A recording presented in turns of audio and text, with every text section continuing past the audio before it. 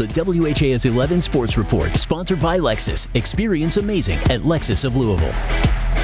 Louisville has faced a ton of adversity just in the past few days, losing player after player to injury. And tonight, that adversity only grew in their ACC opener. Just 7 players for Louisville seeing the floor tonight against the number 9 Duke Blue Devils. But every one of those 7 came out swinging. Rain Smith living up to his name, changing the forecast to the Yum Center. That 3 part of an 8-0 run to start. And this guy had a whole lot more to give too. Terrence Edwards Jr., 3 of his 21.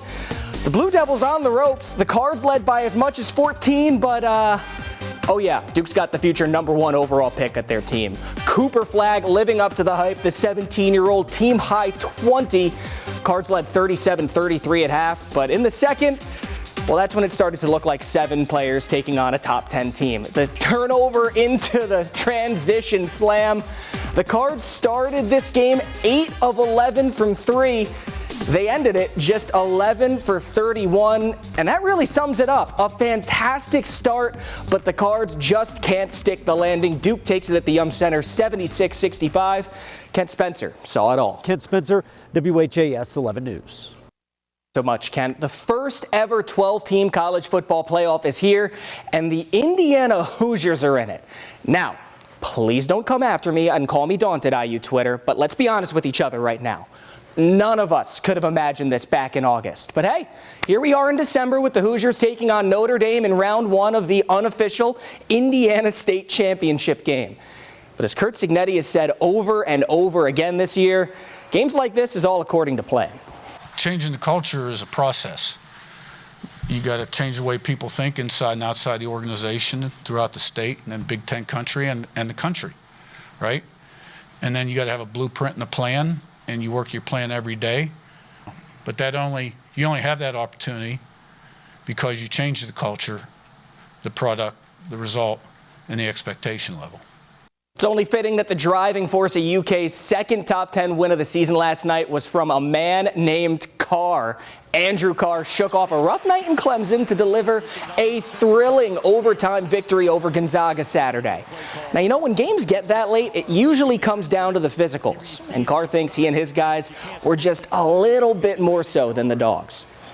You know, as much as you can game plan and you can, prepare for these things, if you're not going out there and playing tough and, playing hard, and it's not going to work. So the biggest difference was being able to be physical, hit first, rebound, and we did that really well in the second half, and that allowed us to get back in the game. So super proud of these guys.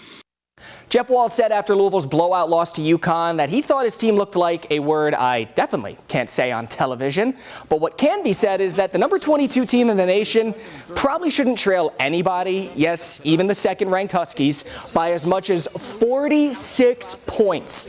They say you learn a lot more from your losses, and if that's the case, Walz feels they learned a doctorate's worth. Well, the experience was great. I mean, it's like I said, it's a first-class run event. Everybody's been fantastic. What we get out of the game is a good old-fashioned whooping where I'm from. It's just an embarrassment. We'll have plenty of opportunity to watch film, and players are going to have to change. That's how you really feel. Ending with more women's hoops from tonight. Little in-state matchup. Bellarmine and Morehead State. Hope Savory splashing a 3 there to keep the Knights out in front at half. But back and forth, this one would go 7 lead changes in all. And here in the fourth, Savory making sure that would be the last one. Not since going to Division I as Bellarmine won 5 straight.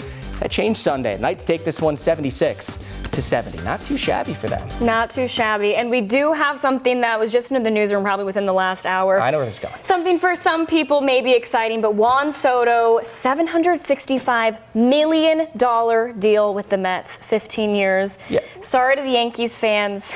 Oh, is one in the room with us right now? Yeah, look, as we know, nothing good ever happens to the New York Yankees, so I'm not surprised by this at all. It's not like you didn't just make it to the World Series or anything. Hey, fun fact about Juan Soto's contract, you could buy 1 ticket to the college football playoff game for Indiana this upcoming Friday with it. And I'd bank on that. Stay with us. We'll be right back.